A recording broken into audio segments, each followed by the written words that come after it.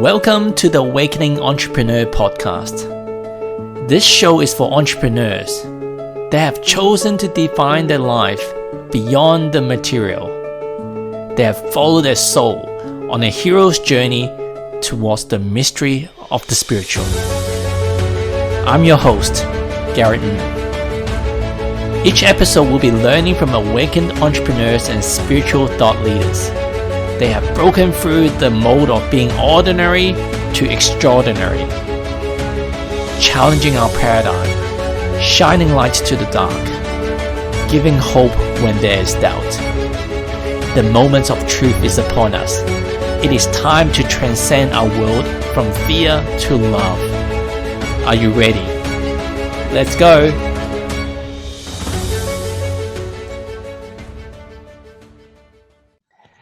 On this episode, I'm really excited to have another one of the D friends that we belong to the same Tony Robbins Platinum Partnership, and his name is Mr. Eric Balance.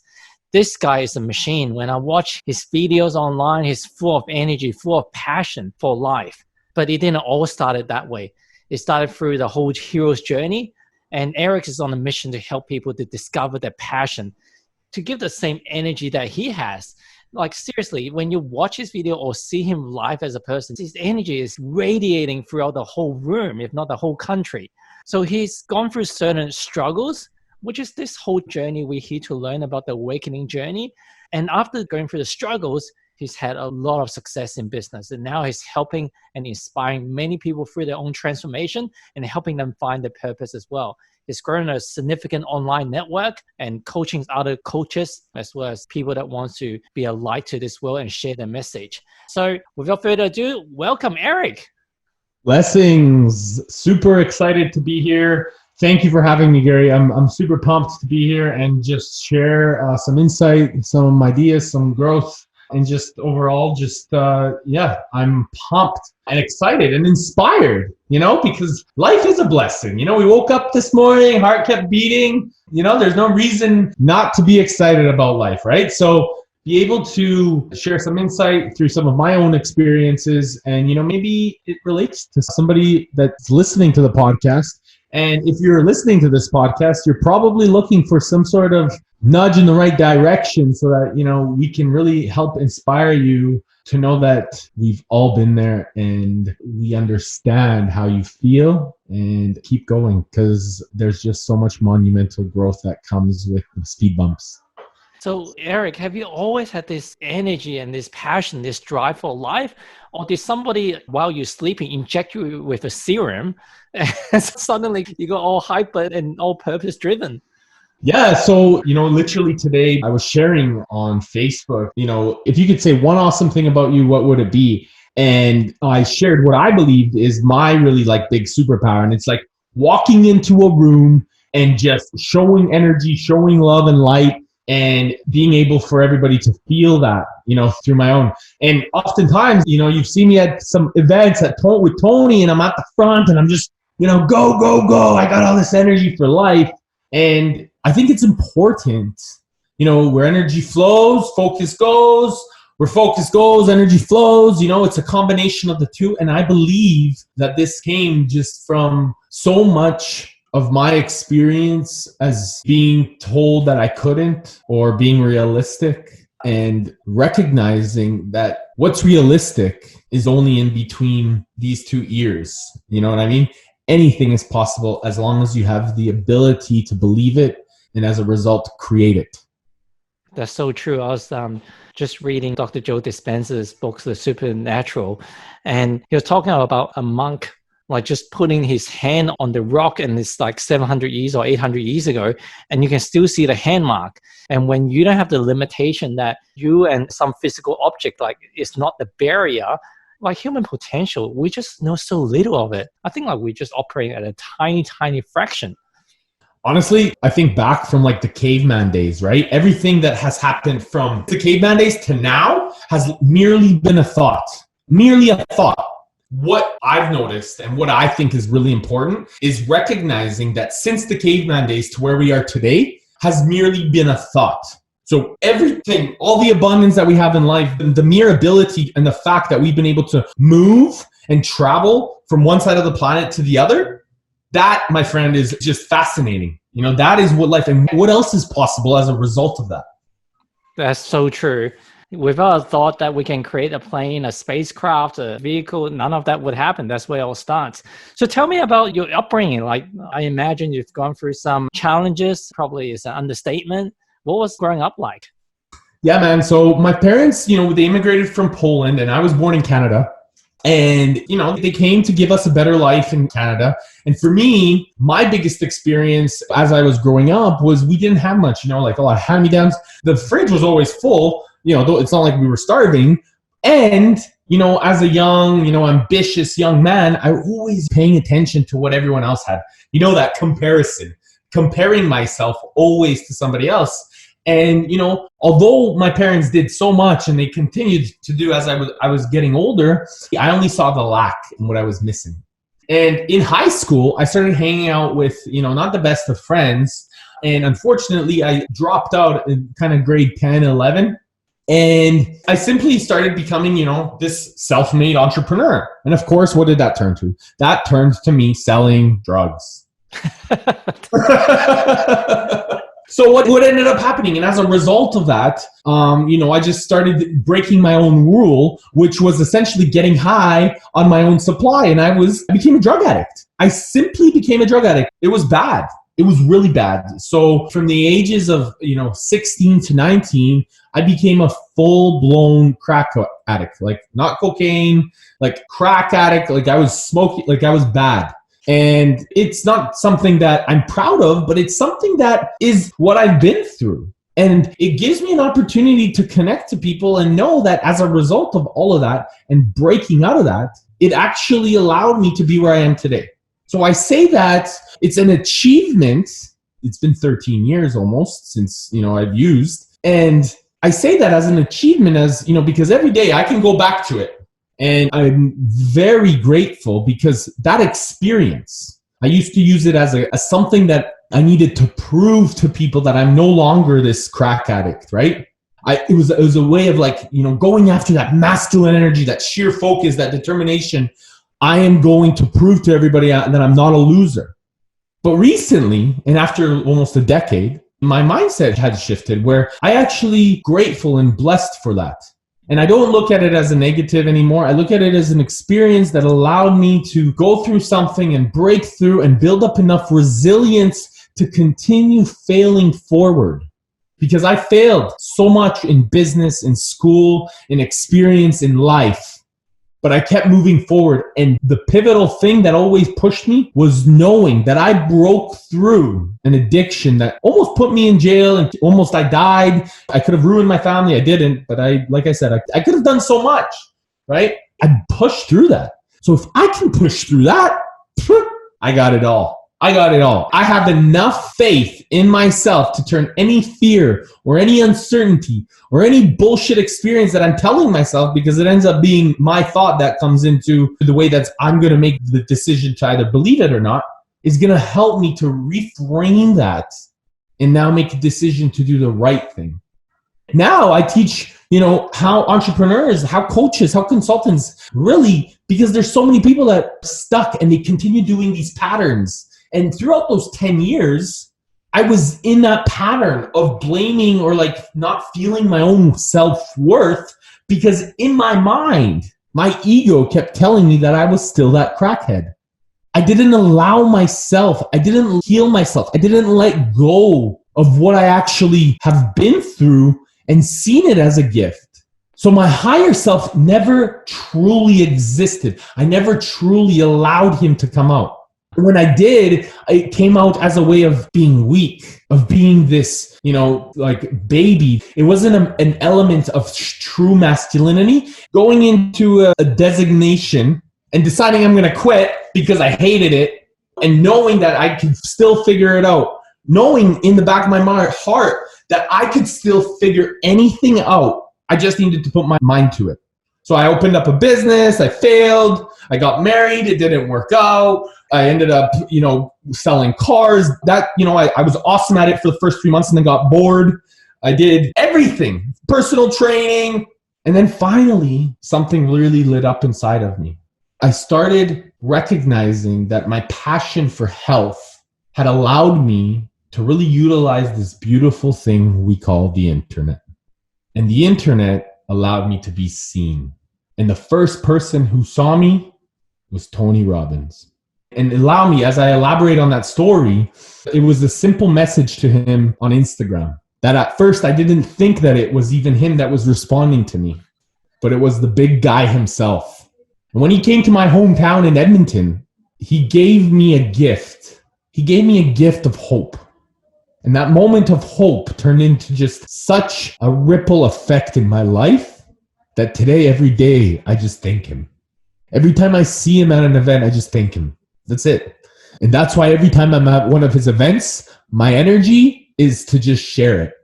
I'm in front and I'm giving it all I can because he gave me that little ripple effect that allowed me to spread my light. What was the actual message that you reached out to him on, and what did he respond with? Yes, so it was beautiful. So what he said, thank you for, I guess that's a big point. The beautiful thing is, so he made a message about life, about it being peaks and valleys. And I remember commenting, I was in Costa Rica at the time. I still have it in my phone, like the screenshot and everything, because I share it with people. And I commented and I was like, I'm going to be in Edmonton. I have a feeling like I'm going to see you. I'm going to connect with you. And he direct messaged me and he said, Eric, I'd really love for you to come up and shake my hand. I'd really love to meet you. And at first I was like, Tony, how do you really expect me to do this? Because, I know you have 4 bodyguards basically around you nonstop. And he was like, during one of the breaks when we're jumping or exercising, just come up. Like, I'll remember.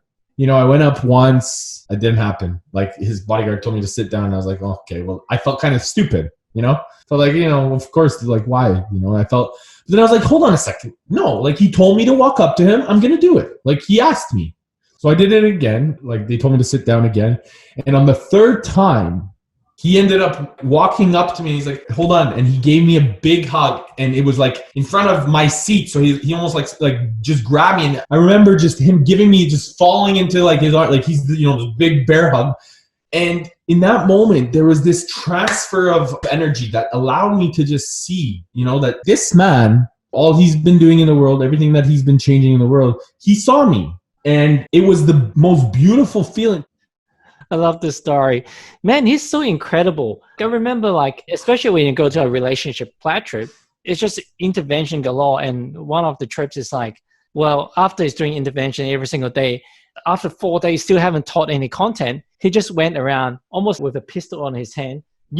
This is what you need. This is what you need. This is what you need. Like, just 30, 40 people just went around. You think that, like, he does all the forms, like every day with Destiny, it's just like Tony reads every single form. Like, it's like, you don't believe he's actually reading it, but you don't believe he's actually paying attention to a lot of the stuff because he's got so many people that he's trying to serve. But yet, the moment that he found you in the crowd and just knew, that doesn't surprise me from my past experience, but it's like, wow, this man is incredible. It's either he's got like super connected or he is connected to the universe and it's going through him. It was just such an epic, like, I couldn't even believe that was the way that it had happened. And it was just so touched, it was really touching. And even thinking back to it, it just gave me, well, you saw, like, I got emotional because I felt that emotion again. I put myself back in that moment. Okay, so where we left off is you were saying that now that you're touched by him, the next event was at UPW. Do you want to recommence where talk about UPW? Yeah, so go to UPW in London. I remember just purchasing, just a ticket. I wasn't sitting close at all. I upgraded a little, but I wasn't sitting close at all. And giving him like hey, how's it going, Tony? Do you remember me? And he was like, yeah, Edmonton. And it was crazy because he didn't remember my name, but of course he knew like where I was from. And the cool thing is, because I had a cool relationship with his nephew, I ended up somehow really getting upgraded later to sitting in the front, like closer to the front, where like off to the side a little bit, where all the plots were. And honestly, I spent the next 3 days, just going really hard in front with the plots, and it was such a cool experience. And all the plots at that moment were like, Eric, you have to join the Platinum Partnership. Like, this is going to change your life. This is going to give you an opportunity. This is going to be such a big, amazing experience. And then I was like, yeah, absolutely. How much does it cost? And they told me, and I was like, see you later. no way. Because the ego came back in as like this fear, right? And then I looked back at myself. I went back into my higher self and I said, Eric, you came here with an intention from the universe to understand what your purpose was, to go how you can play all in, how you can play all in on life, how you can really elevate yourself, how you can elevate others.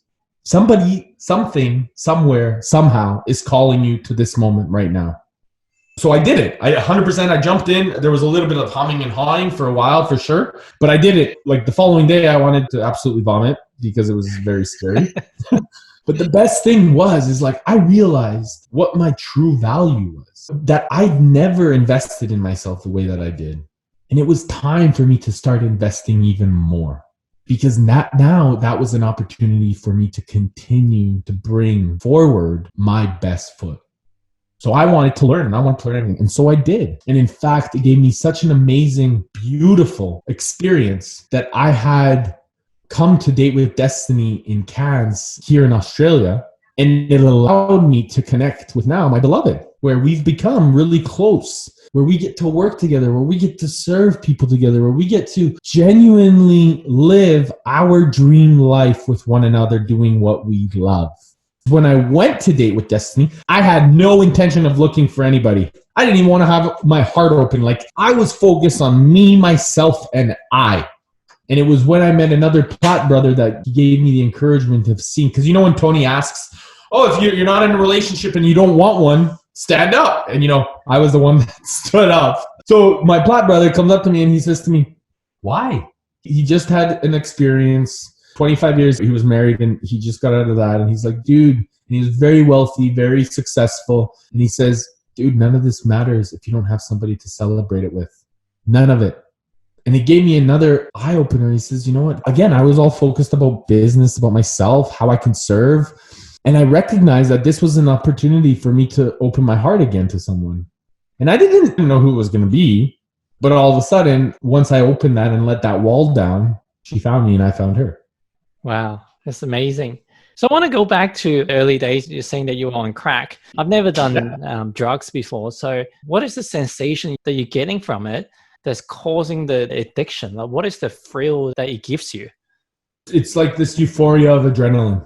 It's like a euphoric adrenaline, blood pumping feeling. That's why I love skydiving, or why I love bungee jumping, why I love going fast in sports cars, because it's giving me consistent like adrenaline, bungee jumping power. It gave you like a euphoric feeling, right? A euphoric feeling where your blood was pumping, your energy was up, and you felt super, super elevated, right? In regards to your heart rate. And it almost put you into this weird state. And that's probably why I enjoy bungee jumping, skydiving, driving fast, adrenaline pumping things. And the feeling was, when you do that, it's actually you're chasing it. So if you do it once, like you do the first whatever hit or whatever you want to call it, you're always trying to chase that first one. So you really only get it the first moment. So if you had a chance to go back to tell your younger self that was still going through the addictions, or for anyone that's listening, how did they actually get off the addiction? This is an important story. So my father and my mother, were all in constant disarray because I was, never at home. Sometimes it's 6 months out of the year. They wouldn't even know where I am. And what they struggled with was, this is my son. I love him. My parents are very good people. And my dad, he ended up asking me to go to rehab. And I couldn't go. I've tried. I did it a couple times. I went to detox and all this shit. And it was just like, I had no intention. I didn't even care. And my dad begged me and pleaded with me for so long. I ended up, having to get locked up for a bit too. And nothing changed. I just got out worse. There's nothing really significant about it. But when my dad asked me the final time, he posed a question, and a really powerful one. And the question was this: Eric, if you can't do this for me and you can't do this for you, how about you do this for your future self? And my mind just started to explode. I started crying and I started feeling very, very terrible. And I was thinking, what would Eric in 10 years tell me? It gave me an opportunity to reframe an idea of what would I want in 10 years. Because up until that moment, all I thought that I was going to die or I was going to end up in prison. That's it. But in that moment, he gave me an opportunity to see if something greater. He helped me see hope. That question helped me see hope. And it reframed my opportunity of seeing life as a gift. So I went. I went with him. He took me to rehab. And at that point, you had to be clean. Fascinating concept. You had to be 7 days clean to get into rehab. I don't know how that works. Very ineffective, I can tell you that. So I had to pee in a cup. And my dad knew this. So what my dad did is he pulled over a little bit ahead of the rehab. And when I did, the counselor, he felt it and he was like, this is cold. But he looked at me and he saw a cry for help. I didn't say anything, but he saw it and he let me in. And it changed my life. And my dad, my mom, with my mom's support, that counselor, they've changed my life. I was there for 6 weeks. After that, I went with them to Europe. They took me to Europe. They took me all over Europe. I was with them. I was supported by them. And that was the last time I ever used again. When you're in Costa Rica, do you have a chance to experience plant medicine? I did. How was it? It was fascinating. And it was an experience that the shaman was very surprised because he said, I was fine the following day. I did it and I was fine the following day. I didn't have much of I didn't purge. I didn't do anything. In fact, we had like a beautiful ceremony the following day that they didn't think I was going to be able to attend.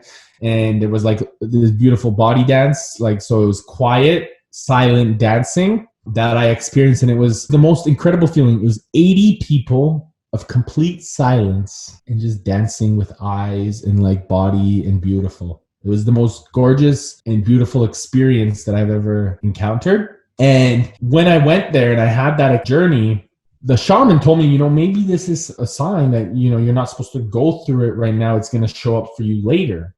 And when it showed up with Tony. I was in Costa Rica for that, but then right after I was at Tony's event and he messaged me when I was in Costa Rica. So it was so aligned. It was so congruent. It was so right at the right time. And we could talk about mere coincidence or whatever, but I believe to me that was it was a calling. And the calling came after the whole journey. And as I continued to go on this journey, I've done multiple different retreats now all over Bali and ones I've held my own. I have to say that it continues to be every day an awakening. I feel like I'm a little bit more awoke. And as I continue, I get to learn and pass that knowledge down to the 300 entrepreneurs that I get to work with and I mentor. Yeah. The first time I've experienced plant medicine, it's like, there's so much that we don't know. The more that I know, the more that I start to learn. There's so little that we know. And you hear a lot of the gurus, the teachers, the yogis, they talk about their experiences, the experience of oneness, the experience as the co-creator of the universe. It all sounds like, nice, like from an intellectual level. But when you've gone to the other side, the other dimension and truly experienced it, it becomes even more real than this physical dimension. It's like, holy crap, your perspective on life just changed. I think that when you realize that we are all one, that we are all connected, that we all have a duty to one another, that we have an ability to support each other, that, we have a choice and that we can really, really get into the quantum or, the multiverse or, and we have the ability to genuinely connect with higher levels of consciousness and be conscious creators, conscious leaders. What I'm fascinated about is I wanted to learn more about your view of what life is before plant medicine or before the awakening, especially as an entrepreneur. How were you operating as an entrepreneur and in the spiral dynamics terms, like you're busy in orange, like achiever, and now that you've transcended from just achieving, from just money, from just accumulating external stuff or even reputations or even people to like you, what's that like? Talk us through the journey, especially you mentoring a whole bunch of entrepreneurs now. So this is a great and extremely beautiful question. Before my experience and before I really dive into spirituality, I found that I was heavily about focusing on money and what I wanted out of life with regards to things, And I realized that I was generating so much momentum online with that decision to follow through and make a money mindset. I was really evolving around that. I wasn't scared anymore about my value. I was okay with charging people. I was okay with taking money. I was okay with getting them a service. And it was just that. That's all it was. It was just hustle. It was just hustle and grind, right? That's what I was known for. And I felt really, before I ended up going to Costa Rica, I really felt like something was missing. So the reason I went to Costa Rica was precisely that, for going on this, plant medicine journey. And I went there because I really needed to find myself. I wanted to spend time alone. I went there before New Year's. I spent New Year's Eve alone. I decided to stop drinking. I went bungee jumping, did surfing. I did all these fun things. It was a blast. And I believe that experience with plant medicine and Tony had all come for a reason.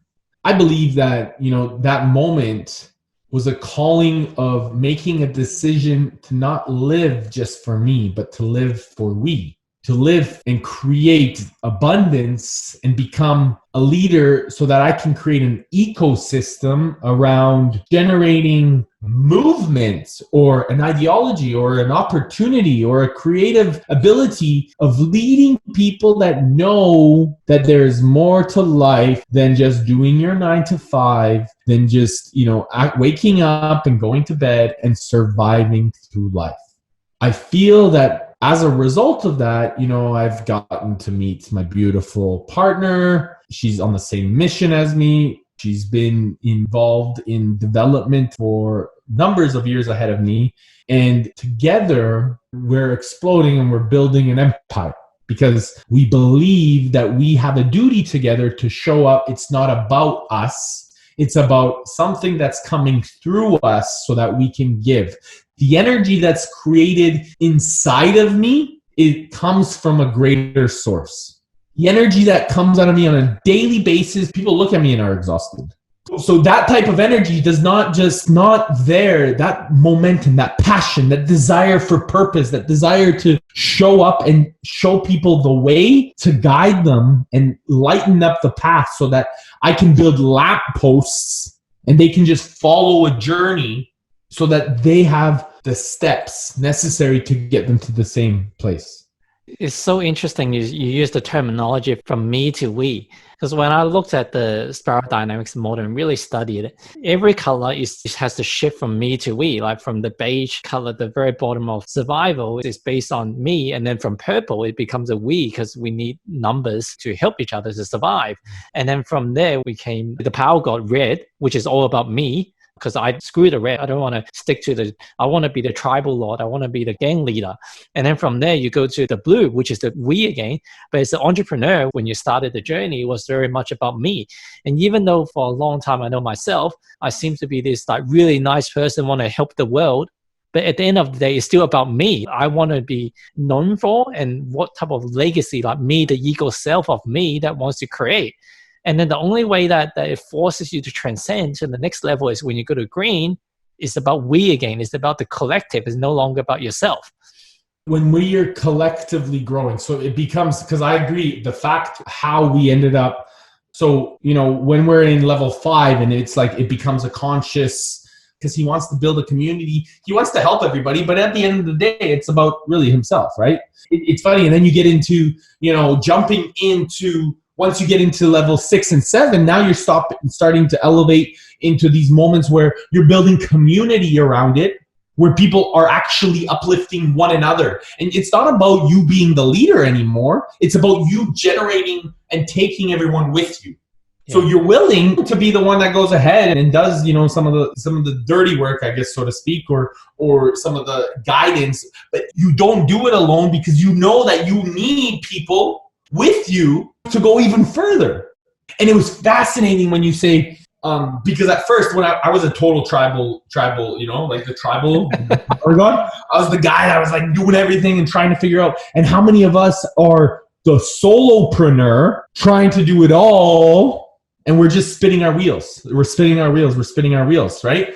And when we become this new entrepreneur and then finally this awakened entrepreneur, Now we're building community. Now we're building an ecosystem. Now we're building something that's greater than just us as the leaders, because we're creating leaders. And that's my passion. That's my purpose, is create freaking amazing, beautiful leaders around the planet so that we can all, Tony says it, the true leader will always create another leader. Those are the true leaders. So true. So why Iboga? Obviously, there's a lot more mainstream attention on ayahuasca, psilocybin, and even like 5-MeO. Why Iboga? Were you called or were you drawn to it? Yeah, I was drawn to it. I was just called to Iboga. I found like a really great experience of where I was going. It was in Nosara and ayahuasca. That time, I just didn't really know much about it, but I heard about Iboga. And so I was just like, let's do it. And to be honest, I'm meaning to go back to Costa Rica, and I want to go, a lot of our Platte brothers and sisters, I'm certain, that have gone to experience the journey in Costa Rica. And they said that it's been amazing. So, they've gone for the week-long experience, and I'm thinking I'll do it, maybe when things work out at the right time, when, time, effort, energy, it'll all align when it's meant to. Yeah. And for people that haven't experienced like plant medicine, it's not something that you get on a high, like a synthetic drug or something. It's hugely transformational, not just during the ceremony, but after the ceremony. It's almost like, I feel a lot of the times the first step is create a certain mind fuck, like I call it, or defragging your brain, your old wire system, your old synapses that no longer serve you. It just get disconnected. You can feel like energy in your head, like buzzing around. And then afterwards, you'll start to like creating new synapses. And these processes continues to go on like for weeks and sometimes months. So it's just like hugely transformational. Like it's just, how does a plant actually connect to the brain? You would imagine that something like miraculously the universe is created, almost like if you're playing a game, it's like cheat codes. There's a hack in the game. This is your way out. This is your back door out to, or your highway to get to the truth of why we're actually here. I love it. One thing that I want to share was literally the same thing. It just felt like I was sleeping under the stars, and there were howler monkeys everywhere, and they sound like bears. They're like this big, but they sound like bears. And you can imagine, like, I felt even calm and really like this was cool. Like there was no fear. It's such a beautiful experience. And one thing I can say is that it allowed me to go deeper days later, after the ceremony. I think that the big distinguished difference for me was I had a big experience the day after when I was integrating on the beach, sitting there. I could still clearly see the moments of sitting on the beach and feeling the wind at my back, the sun on my face, the sound on my toes, and hearing the water. It was very integrated. And when I go now to the beach, that moment is locked inside of me, like it's locked within me. Have you seen visions of your plant medicine's journey? Have you connected to your youth, your days of going through the addictions? Was that always meant to be your path? There's certain contrast that you came here to experience on this planet.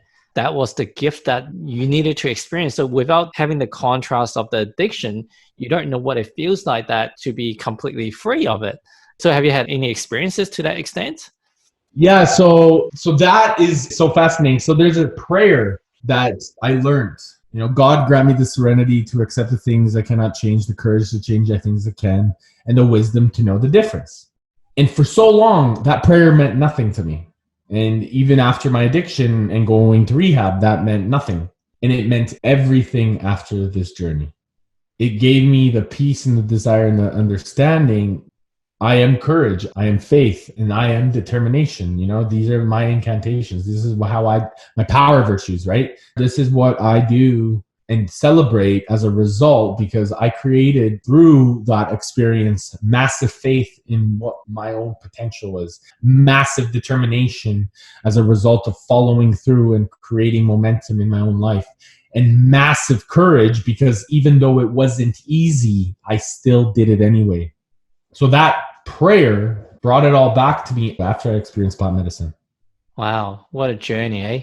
So what do you think is life moving forward now? Is it just a lot more at the present, or do you still have plans as a waking entrepreneur? Do you still plan like these are 5-year plans and these are to-do lists, like this is how we're going to hustle there? Or is it you just somehow like the Taoism philosophy just flow? So I think for me, there's always a combination of the two.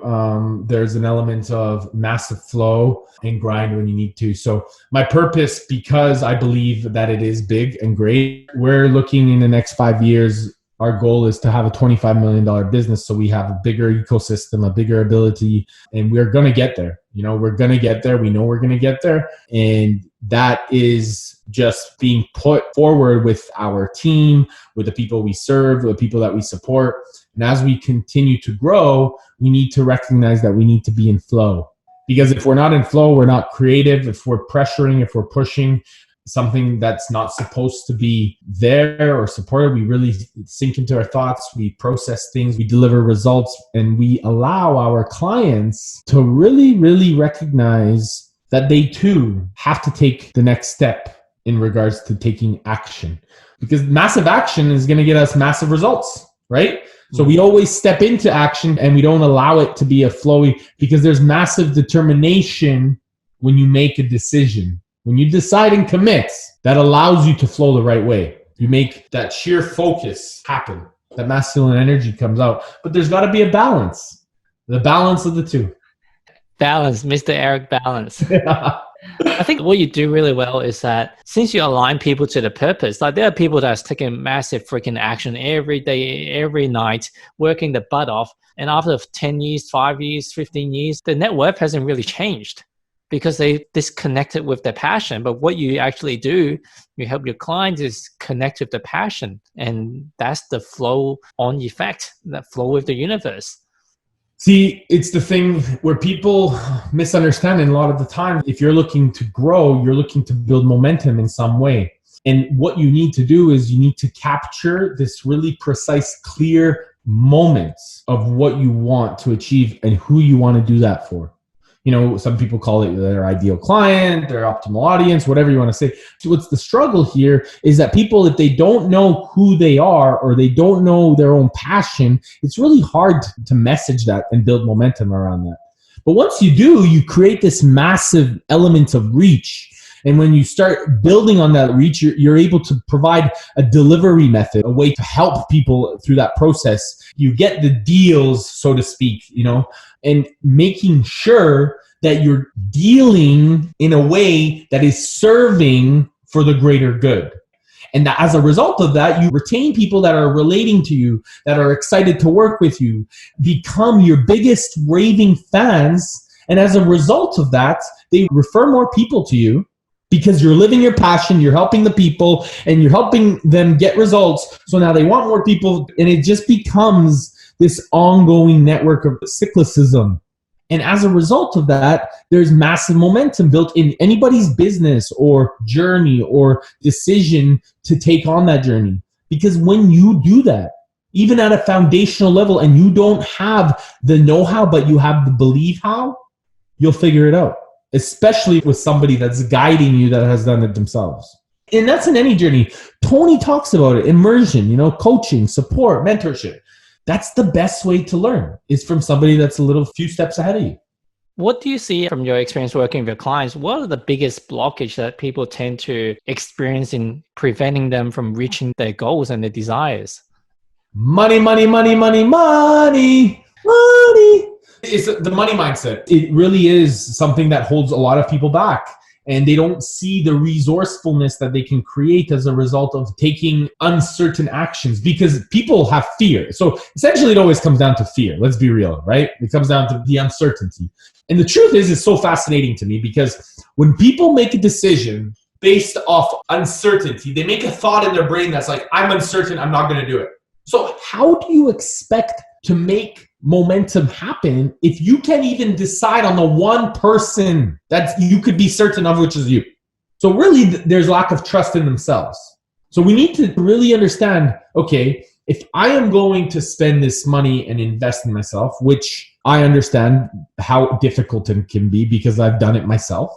Now I'm going to take ownership of taking the initiative, of implementing, of laying down the foundation of what I need to do to get into, because at the end of the day, it's just money. If you make the thought process of, and because this is just money and I invested, and now I have the opportunity to evolve and create 10 times the money or 20 or 30 or whatever, and as a result, help more people, now it becomes like a self-fulfilling prophecy.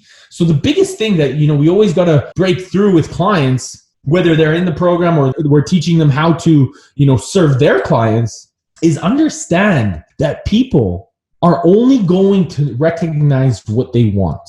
They don't even know what they need yet.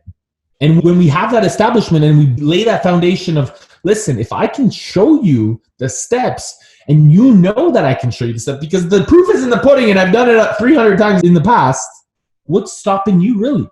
And it's an element of uncertainty. And the crazy thing is that they're also hoping for uncertainty because they want some sort of spontaneous lifestyle because they're sick of working 9 to 5, waking up and having a routine and doing the same shit over and over and over again and getting the same result and that is the definition of insanity. So let's start doing something different. So changing the money mindset. So what are the typical ideal client that you tend to work with? So for me, I work with coaches, consultants. I have lots of people that want to be healers, but people that have a service-based business and they want to really take it to the next level. So they want to scale their business. They want to, build online and they don't have the capacity in regards to, they do the one-to-one maybe, but they don't have the capacity anymore to fill up the one-to-ones anymore. And they want to turn it into one-to-many. So they want to now start scaling. And what are the typical result or the typical experience or the journey that they go along with you?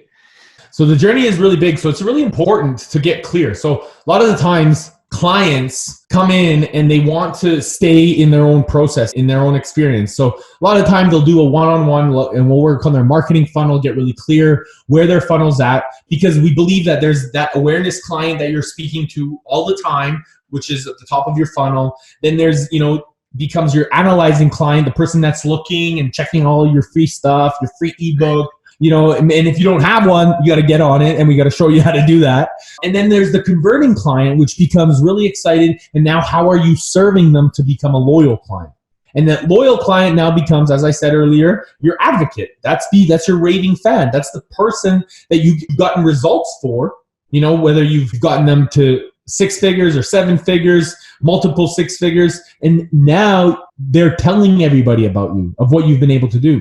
So we have a wide range of clients that we work from the top level because they're awareness clients, but the converting clients, the thing is now they're using, it's beautiful. Now this has been a great opportunity because people are now recognizing that, I can really scale really a lot faster online.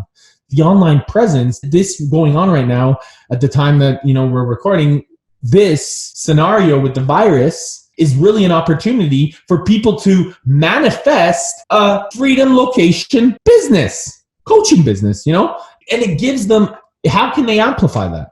It becomes fun, right? And they want to know how. So we give them the tools, the systems, the processes. That's it. It's the perfect timing that more and more people are jumping online because they have to work from home or they're not going to school anymore. We've seen the internet cut off a few times during our call because of the spike. So I guess lastly, just finish up the call, I want to ask, how do you see the current situation with the virus and a lot of the uncertainty in the world? I would imagine that you're fearful, but how do you feel? How do you see from a global level, what is actually happening? So listen, so for me, it's really important is recognizing that the media is focusing their attention on this, right? So people are naturally, as a byproduct, becoming a little bit more fearful. It's okay to have the thought of being fear. I'm not here to tell you or tell anybody that's listening to this, that they should be scared or not. I am here to say to make an informed decision of how you're going to take on this experience. Because many people don't know is that daily about 150,000 people die. Daily, 10% of those people get murdered and nobody talks about it. So realistically, there is a higher probable statistical chance you or me or anybody that's listening may die from getting murdered by walking down the street than catching coronavirus and dying. So it's really important for people to understand that is a statistical probability, and that because of everything that's happening, all of this fear and all of these emotions that are being passed down is as a result of the human thought. And at the end of the day, we get to choose whether we believe one way or the other. And our results will come as a taking on that thought and making it into fruition. So the choice at the end of the day is always going to be ours. So the wisdom is, if you got toilet paper, don't walk around the street because there's a higher chance of you getting murdered. And so it's better to do without toilet paper than to carry it around the street. It's actually funny on this topic. Like my wife and I, we didn't get into the whole like panic buy, and not to judge anyone wrong for being so, because there's logical reasons for doing so. Like you're going to run out of supply, and certain people go a bit overboard, and that's okay too. Like they're doing the best that they can, and maybe they're a smart one that they will end up having toilet paper and we don't. A few times going to a supermarket and finding there's nothing on the shelf, my wife and I would just believe that, you know what, the universe will somehow work itself out. And today, because the Qantas shut down all the international flights, my parents visiting from Hong Kong, they need to change their flight to go back earlier. So now they got 24 rolls of toilet paper they're not using and just being gifted to us. And we've been waiting for a week, like, universe, like, show us where the miracle is going to come from, where the toilet paper is going to come from. It's like, wow, like we just took a picture with the toilet paper. This is like gold. That's it, man. You know, every day needs to be a celebration of our existence. And no matter what anybody is going through or anybody experiencing and the fear that they may have succumbed to, or maybe they're not, maybe they're at the bar enjoying themselves right now. As long as, I guess, my focus is like take the right precaution and just like anything, you know, don't do things that you wouldn't do. And I genuinely think that just like anything, we're a resilient species that has been through much worse, much harder things. And it's fascinating, actually. I forget the year. I think it was in the 1600s when the London plague happened. That's when Newton created or understood the law of gravity, you know, because he was hiding or something like that.